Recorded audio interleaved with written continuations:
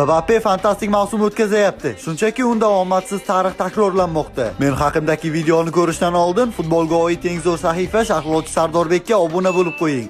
Kilian haqida gap ketar ekan, ilk navbatda u Realdagi debyut mavsumida gol urish bo'yicha eng yaxshi rekordni qayd etganini e'tirof etishim joiz. Bo'libam fransuz bu ro'yxatda Realning dunyo tan olgan bir qancha afsonalarini ortda qoldirdi. Kechirib qo'yasiz-u, buni istalgan super futbolchi ham orzu qiladi. Kamiga ichki chempionatda 28 ta gol bilan peshqadam. Oltin butsi uchun kurashda faqat Gyokerisdan ortda qolmoqda. Vaholanki uni mavsum boshida va o'rtasida Realning omadsizlari qatorida ko'rishayotgandi. Achinarlisi shundaki, u yana faoliyatidagi eng zo'r davrlardan birida sovrinsiz qolmoqda. Lekin jamoasi uchun qo'lidan kelgan barcha ishni qildi. Klassikolarda ham butun Barselonaga bir o'zi turib berdi, lekin yakunda jamoasi bilan mag'lub bo'ldi. Xuddiki 2022-yil Jahon chempionati finalida bir o'zi butun boshli Argentinaga qarshi o'ynab, yakundagi eng muhim vaziyatdagi yutqazib hammasiga nuqta qo'yganidek. Lekin jamoasini bu inqirozi vaqtinchalik. Buni mendanda yaxshiroq bilib turibsiz. Ularni haqiqiy potensiallarini kelayotgan mavsumda kuzatgan holda sizni haytlaringiz futbolni yaxshi tushunmasligingizdan dalolat ekan.